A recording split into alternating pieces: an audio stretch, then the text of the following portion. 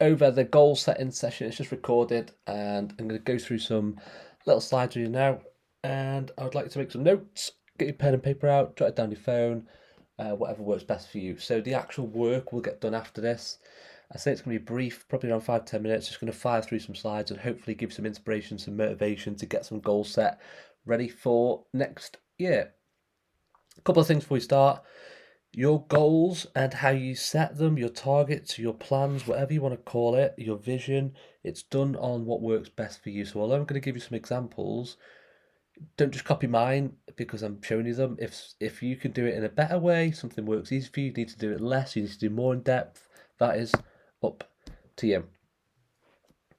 Right, some starting points then. So, reviewing 2021, the ups, downs, and the lessons learned. So, this is important that it's not done as an exercise where you beat yourself up for not achieving things. It's about understanding what's gone on, reasons why it might not have happened, and then you can carry those forward into the new plans that you set and to see what you can get done. So, where did you want to be against where you are now? Again, reviewing things, looking at things, reasons why things might not have happened. There's a lot of things out of our control at the minute, and if some of our goals, let's say you're going to do a race somewhere, for example, if it's out of your control, that it actually goes ahead, but your training can still get done, and that's one of the things that we can only do our best on, but it's taken out of our control. What's been the biggest struggle of this year? And again, that's something to take into account for next year. Something unexpected, for example, or something you didn't think would be a struggle has shown itself to be a struggle, then make a note of that. And when you're planning for next year, you can use that to help yourself out. Big thing with the plans as well that we make, looking back, was it actually achievable, something you could do, or was it just something you got carried away with and thought, bang, bang, bang, bang, bang, I'm going to do this, that, and realistically, you probably weren't going to achieve it. Or maybe you didn't set any plans at all.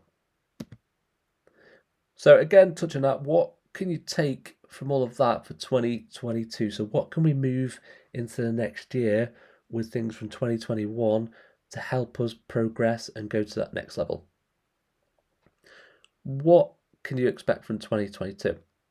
So, quick note on this one, we could probably expect a lot of the unknown to come about, like it has over the last 2 years. So, it's important when we're setting goals, targets, visions, whatever you want to call it, that they're malleable, we can change them, and we're flexible with things as well. Because otherwise, when we start setting loads of things that we can't control and other people control them and take them from us, then it can quite easily turn to a negative effect that we don't seem to be getting anywhere or achieving things. So this is more about your behavior and how we are and what we're looking to do. So we have the being versus the wanting to be. So the being is right now. We are being, we are in the moment against wanting to be. It's the same with the doing. It's what we're doing, it's what we're right now versus the wishing, the wanting to be, the looking forward to things. So what can we focus more on now rather than I want to start doing more of this? What can we start doing right now? And again, like the bottom point says, rather than wanting, what can we actually start right now to build momentum, to keep momentum going? Constant momentum is much better and it's done slowly, step by step, than someone just going 100 mile an hour out the blocks and then not carrying on after a month, and then restarting a month after, and then not carrying on after a month. So the person who has constant momentum builds it up slowly and just keeps tricking along is going to get bigger results overall. So, touching on the being and the doing part, we need to start by looking at things that we are doing against what we're saying. So, do they reflect and mirror our actions as to what we're saying we want? Example, are we saying we want to get in the best shape ever, but then 7 days a week we are drinking and eating takeaways? That's an easy example of where things don't match up. So we need to find a balance as well and how many sacrifices we're willing to make. And I'm not saying this to make you feel like you should be making sacrifices. If you're happy with your results coming slower and you can enjoy yourself more, then that's absolutely fine. Second point, comparison, the thief of joy. The more we start watching what other people are doing and focusing on them, that it takes us away from what we want, and it can quite easily start deterring us from our results and making us want to just quit because we don't seem to be getting anywhere. Really, we're not seeing our results, we're seeing other people's, and we're just wondering why they've got that. How come they're able to do that? Everyone's in different situations. You don't know the full ins and outs of what other people are doing. Okay, the last bit on this slide then, how we view ourselves and our language. So the narrative or the story we build up about ourselves and start telling ourselves, like in the health and fitness world, I'll never be able to. I'm the person that's always the slowest. I'm the person that can't stick with things. I'm the person that'll have a month on and then just not be around for 2 months. If we keep telling ourselves that story, we start believing it and start acting out on that story. So if we can change around the narrative, how we view ourselves, how we talk about ourselves, then that's going to have a major impact on what we're doing. Right, so now we're going to start getting to the goal setting side of stuff. So there's two options here, being a little bit easier on yourself and scaling back. So it's holding off and maybe not setting massive targets, just so you know they're more achievable and that you can probably do them, because that'll motivate a lot of people in different ways. Second bit, going big. So setting targets that are almost unachievable, but that pushes you more because you know they're just probably on the borderline of achieving them or not, and it's going to drive you more to go and get them. It's up to you on this, what sort of person you are as to what you pick. Right, so I'm going to go through this now on the screen, having a big reason why, what motivates you, a smaller reason that's a small part of that, the first quarterly daily actions to get there. Before we do that though, an important message, the average person, the harder we push, if we want to go 100 miles through everything, right, this 6 months I'm going to do this, then it's going to bring failure round a lot quicker. So when you're setting targets, be a bit easier on yourself and make sure they're flexible, or they can change along with anything out of your control.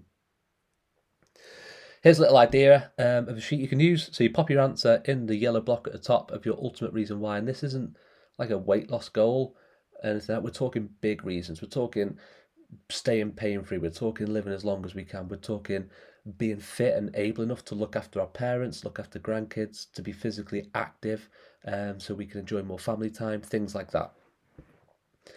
They should really drive you. And then underneath, we've got a little breakdowns of that help you achieve that, and a timeline and a deadline next to it so we can push ourselves.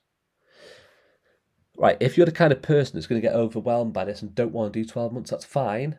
Just fill different parts of the sheet or set it up a little bit similar to this and just do the first 3 months from now. Do a 1 month check-in to see where you're up to, set targets, and do the first 3 months. If you like to go all in, have the full 12 months and do that. It's completely up to you. But what we need to working back on is to the daily habits that we need to start doing that's going to get us these results. It's not one target and just one thing we do to get there. It's little things that we do daily that gets us there. Right, so before we move off, stress. So the silent kill. So next year is going to be the year where all self-care and time for ourselves comes in more important than ever. Headspace, etc. Because last year has been pretty tough. So the bit underneath, I just wanted to say about being selfish, it's not being selfish to put yourself first. If you want to help people and you're running low yourself, you're not going to be able to help people for long. If you're a little bit selfish and put yourself first and work on yourself first, then you can help a lot more people or be a lot more to the people who need you. Have a little read of that. Think about the sheet that we've just been on, and then have a look at the slides before that and plan out at least the next 30 days. If you're overwhelmed by this, not sure on anything, just do the next 30 days. Have a think of what you can do daily, what it's going to add up to, the results you can get, and of course, anything at all that you need help with, whether it's just someone to check it over, someone to keep you accountable, you've no idea where you need to start, any of that, just ask one of us. I'd rather you just come clean and say, look, I've no idea what I'm doing, no idea what my targets are, no idea where I'm heading, or maybe I've set targets and I just can't get there. Let us know, because I'd rather that than when we check in, like in January time, that you haven't done anything at all. Guys, use these slides on here. and think about the longer term results of what you want and break it down to smaller steps. Just trying to find important slides. So the being and doing more of what we can right now rather than waiting. And the choice here of being a little bit easier on yourself. If you've got a lot on at the minute, just scale back what you need to be doing and results you want from it. If you've got the busiest month ever and you still get some positives out of there, then that's great. Rather than just saying, I've got a really busy month, I didn't last month, but I'm going to set the same targets, because it's not going to happen. So depending when you're watching this, a post has gone up on our socials about the end of the year. And that's a mentality to have, that if you haven't had the best year, we can still finish on a high note. So you can still finish the year on a high. Doesn't necessarily mean the year's been great, but you have the power to change how the end of the year happens. So rather than waiting for next year and starting afresh, build up some momentum now, get something done tomorrow, today, day after, and then move into the next year with a bit of momentum behind you and feeling better because you ended the year on a high. Any questions, guys, whatever, you just need to let us know straight away.